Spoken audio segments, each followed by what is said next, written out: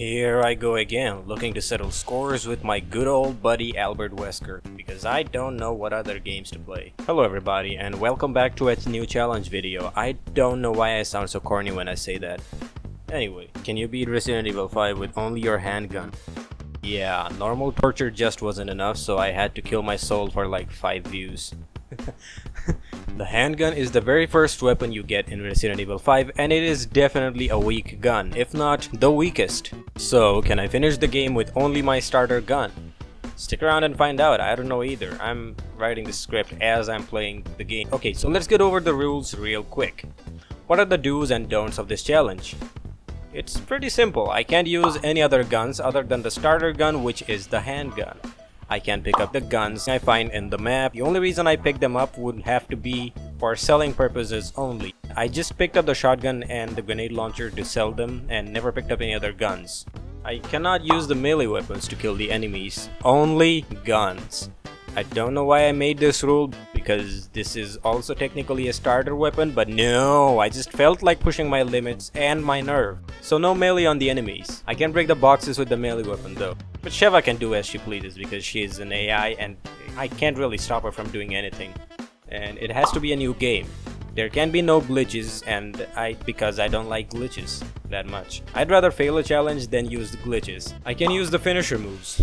What? It's literally using my body to fight against the monsters of the underworld. And last time I checked, fists don't count as guns. Granted, the arms Chris has makes a pretty good bazooka, but at least it's not a gun, okay? God. I can upgrade my handgun because it's still my handgun. I can't replay the chapters with the purpose of farming money. And I can use the proximity mines. Guys, hear me out. I had a legitimate fight with my inner thoughts about this. And finally, after a very long time, I came to a decision that I can use the proximity mines. But no grenades. I even thought about if I should allow myself to use the grenades or the mines, and I chose the mines. Because you just can't find them randomly in the world unless it's in a certain area. So if you had to use it, you would have to be very careful because they cost 1500 coins.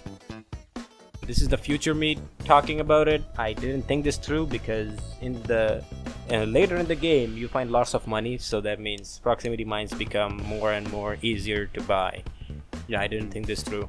I never think before doing anything, okay? I'm sorry. I could show you more reasons why I chose the proximity mines and not the grenades, or why I chose the mines at all, but the video is already long enough, I can tell.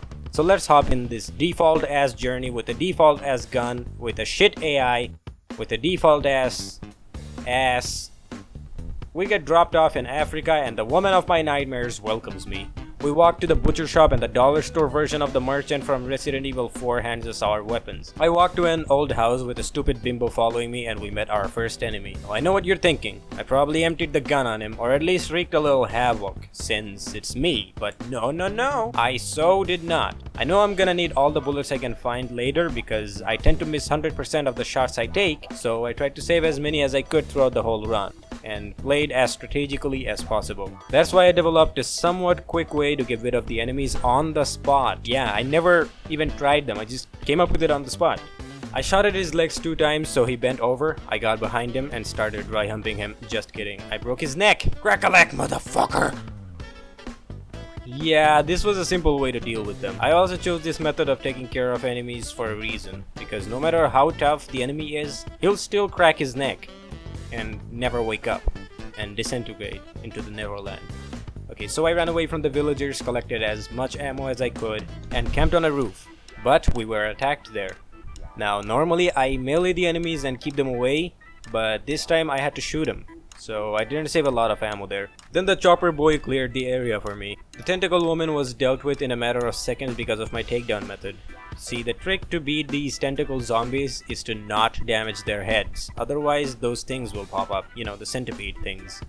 So you have to shoot at their legs so they bend over and then you break their necks. This was by far the easiest way to deal with them, and yes, I'm proud of myself for coming up with that. I can at least save a few bullets this way. But there is a huge problem. You can't tell which zombie will turn into a centipede zombie, so you can't damage any of their heads. That meant I would have to pick up the title Neck Breaker. There was another thing about this finisher. You would have to be very quick or they will get up.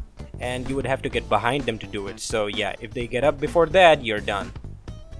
So we brushed through this part and killed the tentacle slash worm beast by burning it down.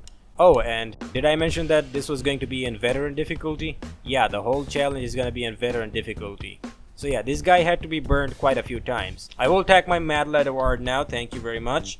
Okay, as of writing this script, I never looked up if anybody ever did this challenge or not, and I am not gonna look it up, so if people already did this challenge, well shit, cheers my man. Anyway, all you have to do is be patient and bam, one roasted beast, oop, it disappeared. 1-star review, the food disappears. The Chainsaw Majini part was really difficult, but after 9 deaths, we got through it. Unfortunately, I couldn't find a way to deal with him in an easy way, so I used the barrels and prayed to God that I take him down before I run out of ammo. So yeah, it's all about saving ammo in the beginning. The end can pretty much depend on the way you save your ammo. I died on the train station once and foolishly wasted shit ton of ammo because why not, baby? Then we got to the mines, and oh sweet baby Majini, I was scared. I'm serious, guys. The reason why this is so scary to me because, well, it's dark and the place is really tight and stuff. Like, I don't like tight places or something, I don't know. And the main reason why it's so hard and scary is because there's too many zombies and lots of them turn into the centipede zombies. And that is my biggest worry at the moment because taking them down causes lots of ammo and I can't afford that. So I had to very carefully break their necks one Majini at a time. It took a few tries and I actually thought about lowering the difficulty, but then I was like, no! I'm gonna do this on veteran, no turning back, no half-ass challenge like last time. I had to redeem myself. So I did it. It was done after trying a little and I felt so badass after cracking every one of their necks. And only this part was difficult, the rest of the mission was buttery smooth. I just ran away from them and got to the B-boss. This was the part where I got my proximity mines, and this was also the part where it all got a little bit more difficult. I used up all the mines I found on the area. I even bought the mines and used them, but they were just not having enough effect. I had burned through all my ammo. I could not use the melee on it when it was down. I was sweating, my mascara was running, the ice cream was melting. The coin was dripping, I don't know what I'm saying. But then miracle happened. The mine was enough to damage the bee and it finally died, ladies and gentlemen. Whoa! A close call there, I would say.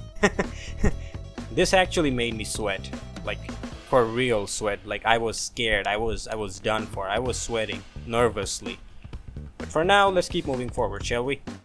Now let's talk about the part where you have to use the turrets on your car. Can you do it without using the turret and let Sheva handle it? Did I come up with another idea to get through this level with ease? I didn't.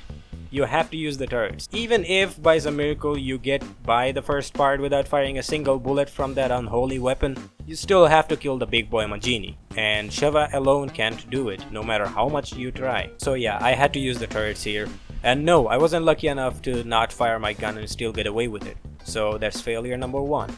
I think. Am I counting it right? Probably, yeah, I'm counting it right, yeah. The marshlands was actually easier than I thought. Don't get me wrong, I'm saying it was easier as in compared to my other challenge I did, which was even harder in its own way. So yeah, when other people say that challenge was easy, just remember, they don't mean it easy as in easy like playing normally, they mean it easier than the previous challenge that they did. I found a really cool abandoned chicken farm and collected as many eggs as I could from this place. And Sheva picked up an egg out of nowhere. Sheva, you're a heckin' wizard! I stayed there for like a few minutes and the chickens started to feel like I was invading their no-no square, so they attacked us. And we went on our merry way with Sheva, the darling of a woman with a bunch of eggs. Collecting the slates wasn't a big deal, I just ran through most of the part and I doubt I killed any zombies on this part. But then I came to the part where I have to put down 2 big Comanche warriors. And what the heck, they are tough. Well, they can still be dealt with, but what made it harder was the smaller and more agile ones. And to my surprise, I didn't die here. Not once. But instead wasted all the healing items I found. I could have just died and came back prepared, but nay, I had too much to lose apparently, so I didn't die to refill my inventory with more mines. Clearly not the most alpha decision I made in my gaming career. Well, I got my ass kicked for that as a punishment. Literally. The job was done, but it all left a bad taste in my mouth because I couldn't save a lot of ammo. But that was the least of my worries because there's still the chapter that I was still legit scared of. The execution ground. And surprisingly, this one was done easily, but after I reached the next section, the grin on my face turned into the hive for despair. Because of the two chainsaw buddies. I didn't even think about them before. To me, the scariest part was the execution ground. I ganked the first one, but I didn't have enough things for the second one, so I ran away and used the proximity mine to get rid of all the zombies in the surrounding area, which also put me in a dying state, by the way. Thank you, Sheva. And I did all that just so Sheva doesn't face any problems when coming to me, because she is such a slowpoke. Even though I hated her, I kind of found myself caring for her more than Jill, apparently. Maybe because if she dies, then I die too, and that's a mission failure. I'm not gonna get into the rest of the mission since it's just staggering enemies and running away from them. And if you're wondering how I took care of the chainsaw guy here, I didn't. I just staggered him with a mine, and that's when Josh opened the door and we made our sweet escape. The oil field was like butter on pizza. It's smooth and fills your belly but leaves a bad taste in your mouth. I picked up a shotgun on this mission, but only to sell it. I promise you I didn't use even a single shell. I just wanted the cash. And I was disappointed when I saw the shotgun only sells for 500 coins. We got to the mutated Irving with a frown on our face, and here is where I accepted my fate and defeat. I used the turret on the ship. Look, I have very limited ammo and it's definitely not enough to kill the Gen Z Kraken. So I didn't waste any time and fired away. That's fail number 2. After defeating Irving, he tried being a smartass, so I went for the kill. But Sheva stopped me and told me that I should save my ammo. Aw, Sheva, you're so considerate! So I let him do his thing and go to the cave with Josh. Josh drops us in and goes back for backup because my main quest to punch Wesker in the peen is still active. Me and Sheva found lots of gems here and also died because Sheva couldn't kill a bug.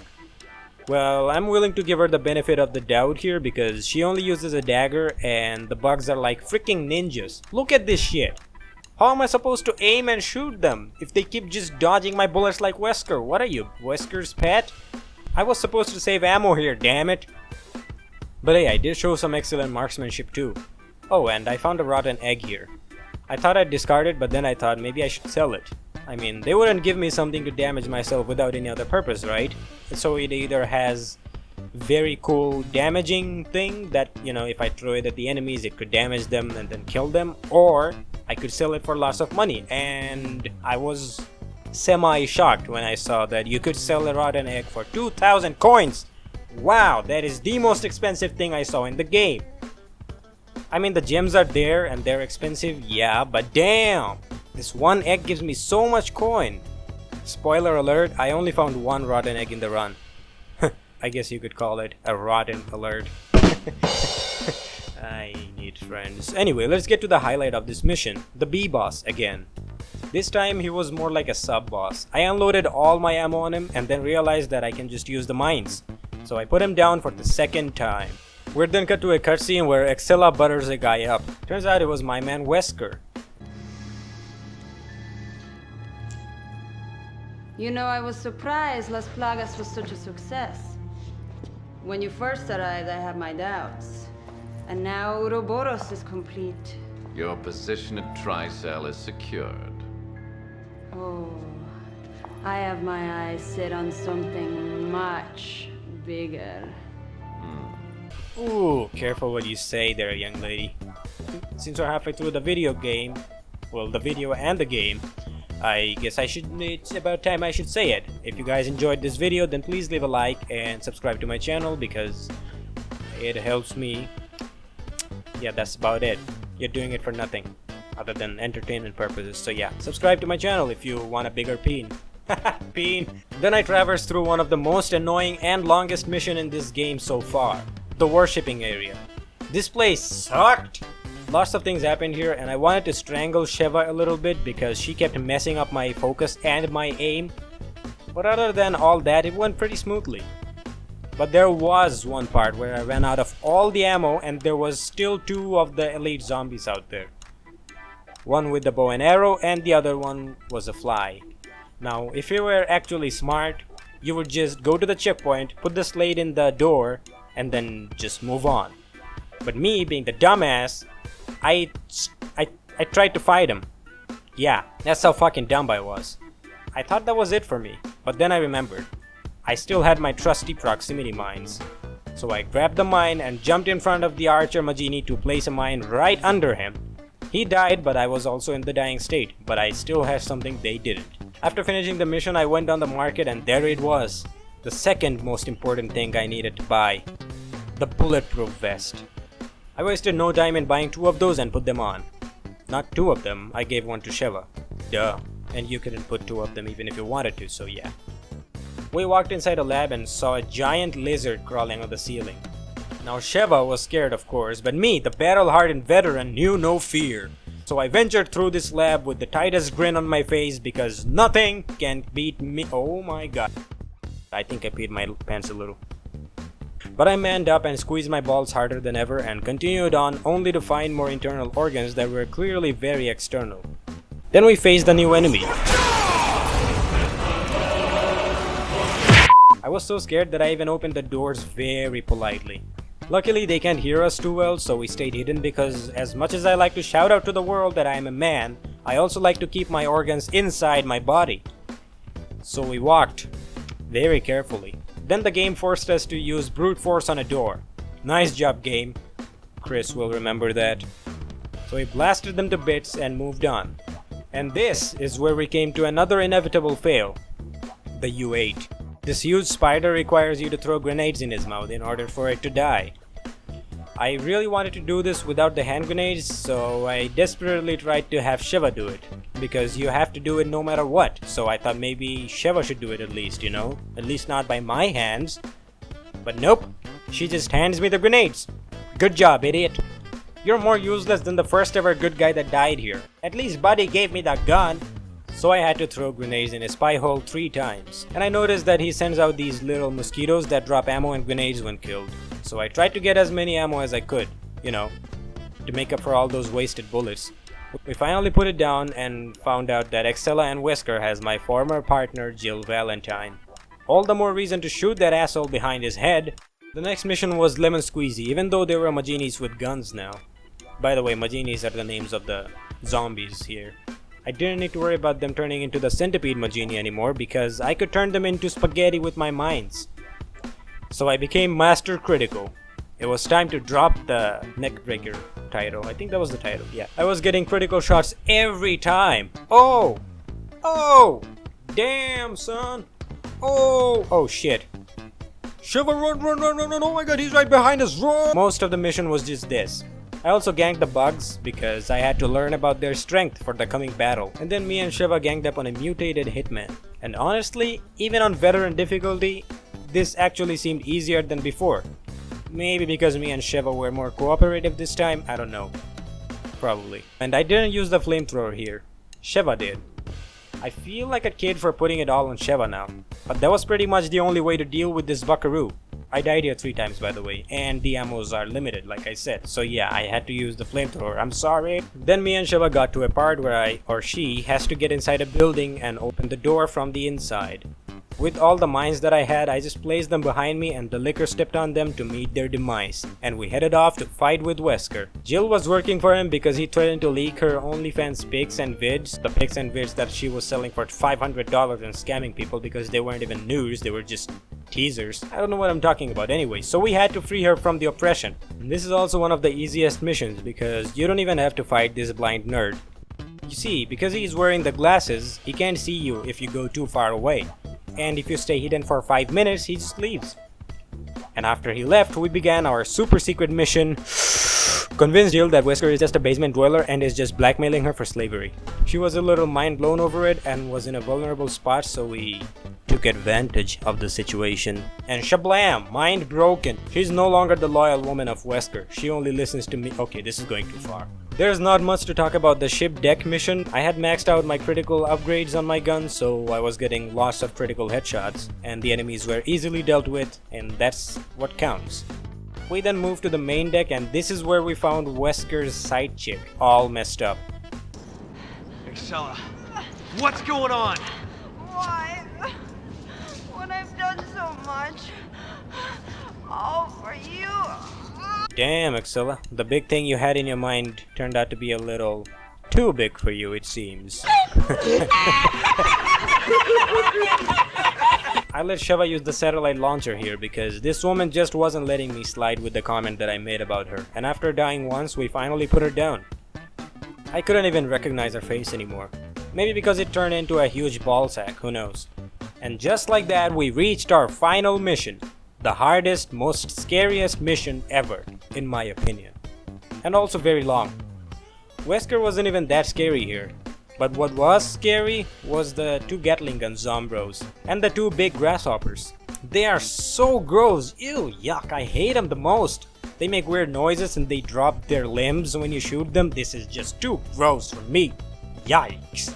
After I pulled the lever to open the doors, 2 grasshoppers came out and the gun bros came out a little after that. So I had to take out those grasshoppers right here and right now before things got even messier. I died here lots of times and noticed something. The grasshoppers actually take damage from the mines. I died lots of times to figure that out, but that was worth it. All this time I thought the only way to one-hit them is to throw flashbangs in their mouth and they would just insta-die. So I strategically placed the mines to bring their lives at my mercy and then shot at their glittery balls. Even after figuring it out, I still died a few times before I could finally pull it off perfectly.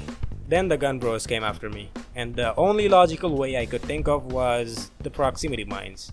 Guys, my gun does a decent amount of damage, yes, but you also have to remember something. The amount of bullets I find on the map or in this whole game are very limited, and I can't farm money from previous missions, so that's a no-no.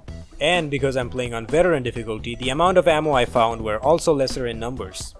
And I still have to save lots of ammo for the last battle with Wesker, so I used as many mines as I needed. I had lots of first aid sprays and mines now because I had lots of money to spare and nothing to buy.